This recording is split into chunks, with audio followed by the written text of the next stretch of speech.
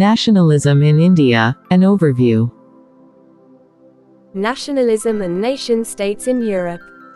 Modern nationalism in Europe was strongly associated with the formation of nation-states. It influenced how people identified themselves and the boundaries of their communities. Anti-colonial nationalism in India. In India, nationalism became synonymous with the anti-colonial movement. The struggle against British colonialism fostered a sense of unity among diverse social and regional groups. Diverse experiences of colonialism. The impact of colonialism was not uniform across India. Different classes and social groups experienced it differently. As a result, their aspirations for freedom varied.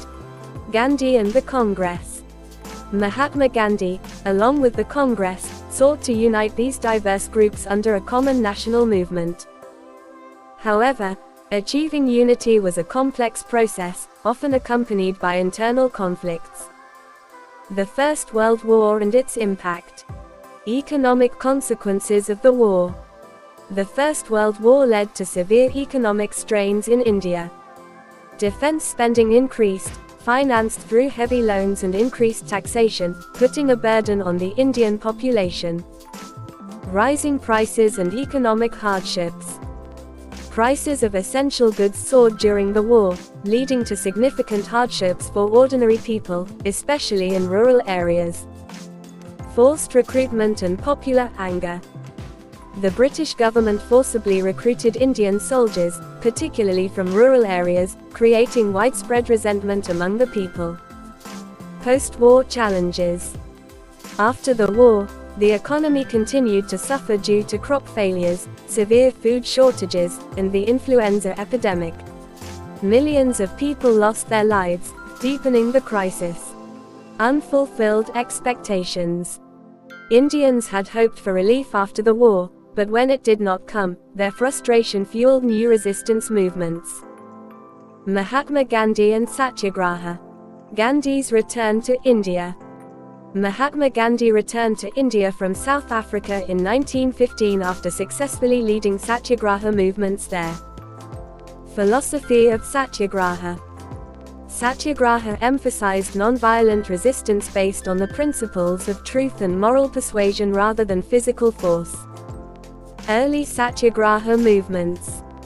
Gandhi's early Satyagraha movements in India included the successful protests in Champaran, Bihar, Kedah, Gujarat, and Ahmedabad. These movements addressed issues such as indigo farmers' grievances, tax relief during famines, and labor rights in textile mills. Rowlatt Act and the Jallianwala Bagh Massacre. Rowlatt Act of 1919.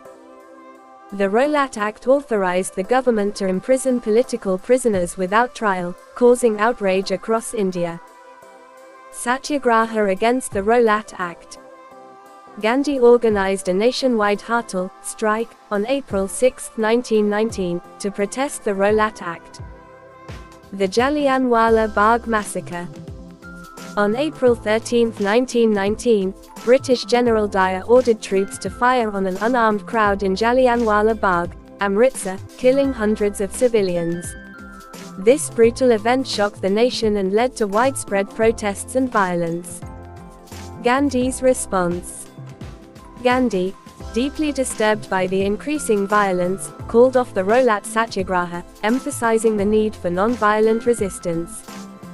The non-cooperation movement. Gandhi's vision of non-cooperation. In his book Hind Swaraj, Gandhi argued that the British Empire depended on Indian cooperation. He believed that by refusing to cooperate with British institutions, Indians could effectively dismantle British rule. Launching the non-cooperation movement. The non-cooperation movement was officially launched in 1920, urging Indians to boycott British goods, institutions, and government jobs. Widespread support. The movement gained widespread support from students, teachers, lawyers, and merchants who abandoned British schools, courts, and businesses. Challenges to the movement. Despite the initial enthusiasm, The movement faced challenges such as the high cost of khadi, hand-spun cloth, which was promoted as a symbol of self-reliance, and the lack of alternative Indian institutions. Participation of different social groups. Middle-class participation. Middle-class professionals, including students, teachers, and lawyers, played a prominent role in boycotting British institutions. Peasant rebellions. In rural areas, peasants in regions like Awadh, led by figures such as Baba Ramchandra, revolted against oppressive landlords and demanded fair treatment. Tribal revolts. Tribal peasants in regions like the Gudam Hills of Andhra Pradesh, inspired by leaders like Alluri Sitaram Raju, revolted against colonial laws restricting forest use and the practice of forced labor. Plantation workers. Plantation workers in Assam, who endured harsh working conditions, believed that Gandhi's movement would grant them land and improved rights. Many defied the authorities to return to their villages, only to be stopped by the police. Conclusion. Diverse interpretations of Swaraj. The non-cooperation movement brought together people from various social, economic, and regional backgrounds, each interpreting Swaraj, self-rule, in their own way. Unity and conflict. While the movement united a wide range of social groups under a common cause, differences in the goals and methods led to both cooperation and conflict within the movement. Foundation for future struggles. Despite its eventual slowdown, the non-cooperation movement laid the foundation for future resistance against colonial rule, contributing to the long-term success of India's independence struggle.